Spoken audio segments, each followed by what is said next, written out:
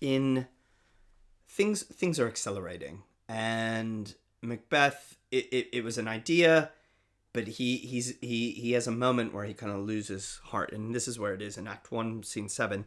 He just comes to Lady Macbeth and he's like, I'm out.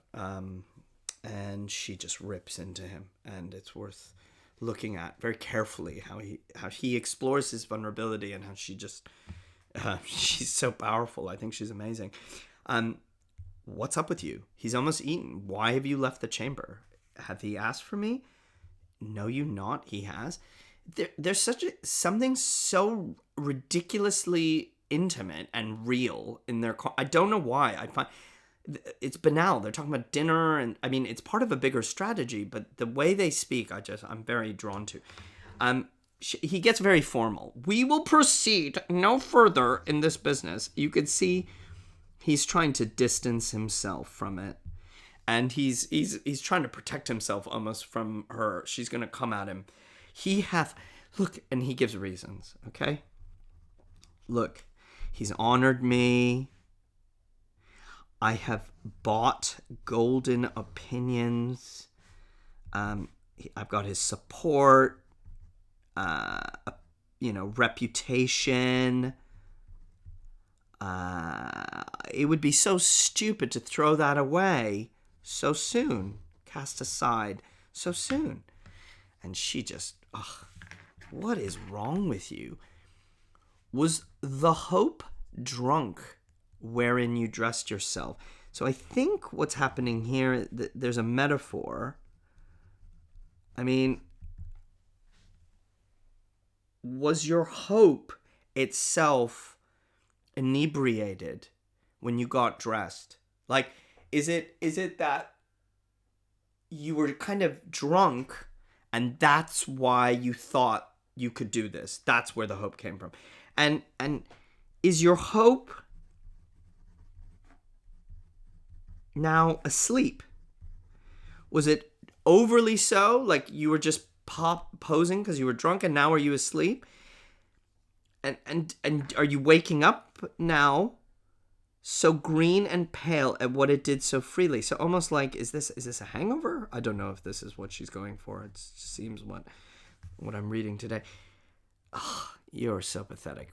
From this point on, this is what I think of your love. Okay? Art thou afeared to be the same in thine own act and valor as thou art in desire? Okay, so she's cutting. She's like, is your fear to have your actions and desire come together? Wow. Is that really what you're afraid of? Is that she's going after him in his head psychologically? Look. Stop it. I would do everything that may become a man. Who dares do more is none. Okay? I am a man, is essentially what he's saying. I'm not afraid. Okay? I'm not afraid. Okay.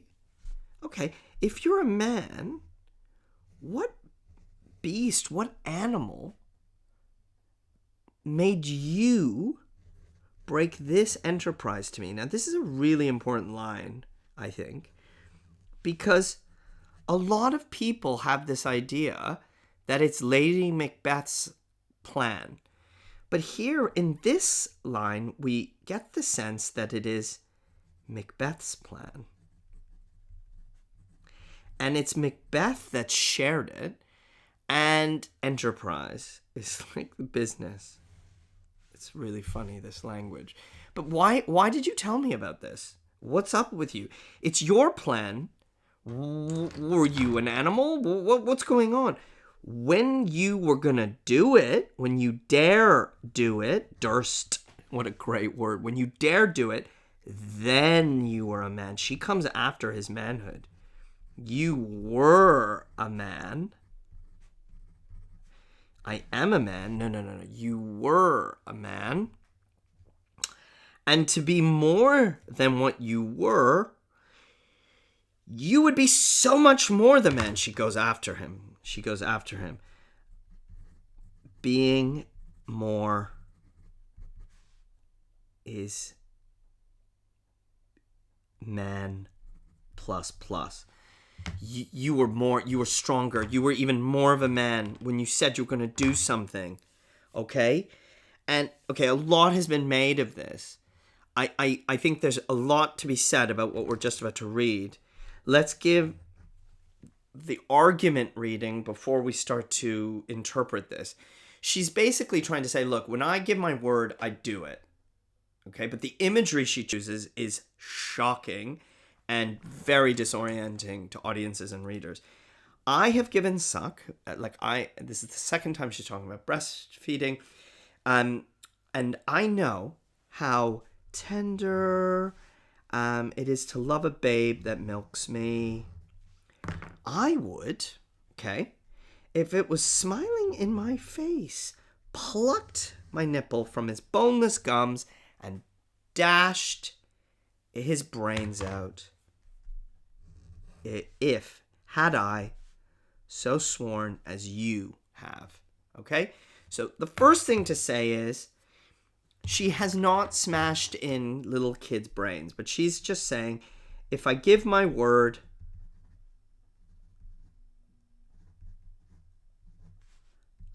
I do it. Okay, that's one. Two is what's up with her and what's up with their children? Do they have children? There's a missing child here. Second time breastfeeding's mentioned. It's really succession, king versus a line of kids. There's a missing kid that is haunting this relationship, and it is unusual. This imagery and this language, for interpretive reasons, has to make us think and pause at very least. Also, I just think we have to recognize the brutality, violence, and almost bordering on trauma of this image. And fourthly, no way. She's not cool with killing kids. It's Macbeth later is the one who wants Fleance dead. Macduff's kids are killed. He's the tyrant. She talks a big game, like she could do this, but really, could she? Could she? He kills kids. He doesn't mind. He gets scared. If we should fail, I love that. So honest, so vulnerable. His anxiety and fear is about failure. Who amongst us doesn't? What? We fail. What? If we fail, we fail. Big deal. Screw your courage to the sticking place. Just, come on. Just put it there.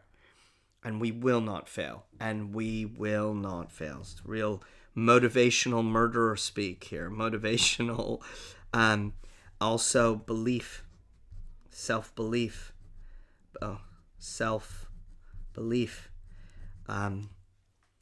It's all here. It's all here. We're gonna do this, and he fully agrees. He later says things. I mean, I've edited down these passages to try and just get you kind of the core. But he says, you're so hardcore. You're only gonna give birth to boys. And again, this anxiety, this fear, this haunting of this children around them, I think comes up, and it's worth thinking about. But again, this little exchange, which is really simple, I've stripped it back.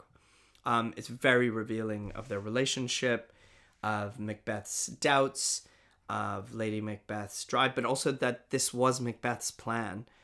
She's just trying to make it come to fruition.